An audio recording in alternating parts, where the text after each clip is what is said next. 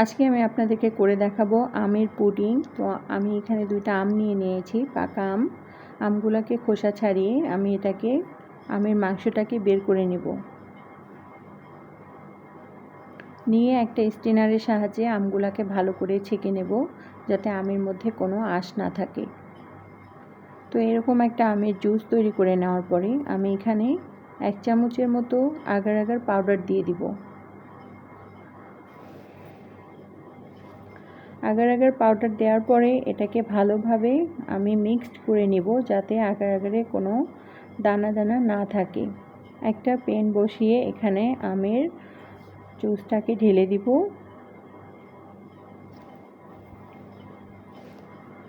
আমি এখানে কোনো চিনি ব্যবহার করিনি, কারণ আমগুলো অনেক মিষ্টি ছিল, আর বেশি মিষ্টি হলে কিন্তু পুডিং খেতে ভালো লাগে না। তাই আমি এখানে বেশি কিছু দিইনি, আগার আগার পাউডার দিয়ে শুধু জাল করে নিয়েছি। তো এটাকে ভালো মতো আমি জাল করে নিব। নেওয়ার পরে এটাকে চুলা থেকে নামিয়ে একটা বাটিতে ঢেলে নিব।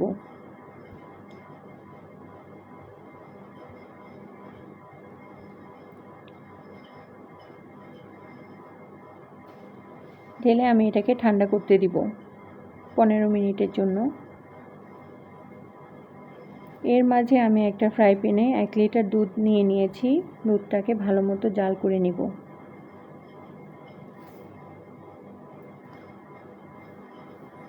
এরপরে আমি এখানে দিয়ে দিয়েছি 1 কাপ চিনি।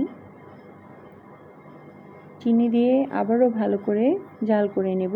সাথে দিয়ে দিলাম 2টা এলাচ। এরপরে আমি এখানে 1 চামচ আগার আগার পাউডার নিয়ে নিয়েছি। এখন এটাতে সামান্য কিছু পানি দিয়ে ভালো করে নেড়েচেড়ে আমি এখানে দিয়ে দিব।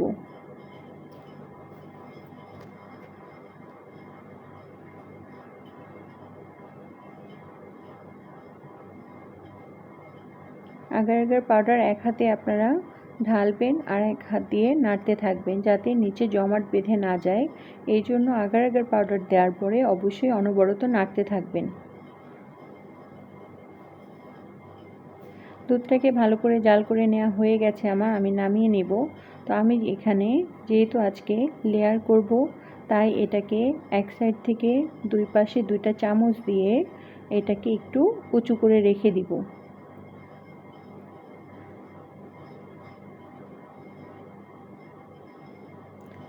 দুধটাকে কিছুক্ষণ ঠান্ডা করে নেওয়ার পরে আমি এখানে ঢেলে দিয়ে দিলাম।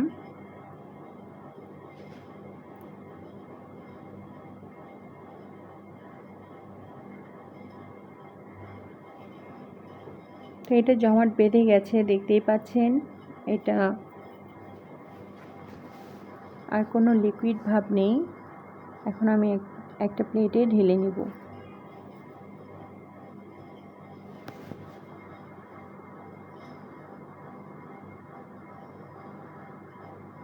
দেখতেই পাচ্ছেন কত সুন্দর হয়েছে এটা।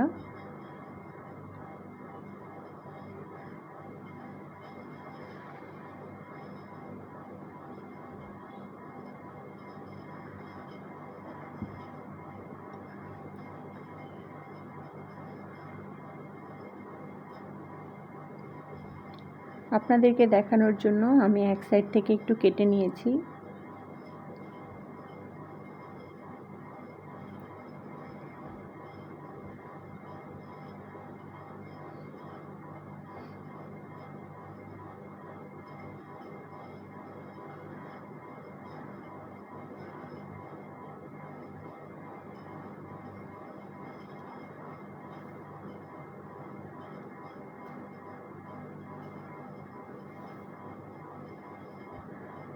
দেখতেই পাচ্ছেন লেয়ারটা কত সুন্দর হয়েছে।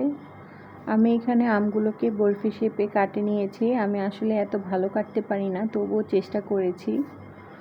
তো দেখতেই পাচ্ছেন কত সুন্দর হয়েছে। তো আমার রেসিপিটি যদি আপনাদের ভালো লেগে থাকে অবশ্যই কমেন্ট বক্সে জানাবেন, আর আমার চ্যানেলটি সাবস্ক্রাইব করে পাশে থাকবেন, লাইক দিবেন, শেয়ার করবেন।